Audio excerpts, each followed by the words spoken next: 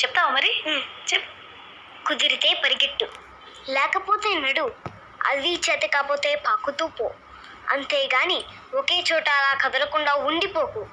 ఉద్యోగం పోయిందని, వ్యాపారం దెబ్బతిందని, స్నేహితుడు మోసం చేశారని, ప్రేమించిన వాళ్ళు వదిలి వెళ్ళిపోయారని అలా ఉండిపోతే ఎలా?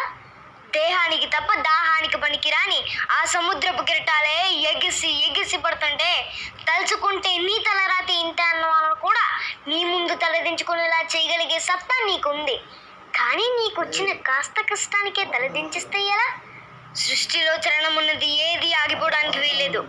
పారే నది, వీచే గాలి, ఊగే చెట్టు, ఉదయించే సూర్యుడు అనుకున్నది సాధించాలని నేను కసిగా ప్రవేశిస్తోందే, ఆ రక్తంతో సహా ఏది ఆగిపోవడానికి వీల్లేదు.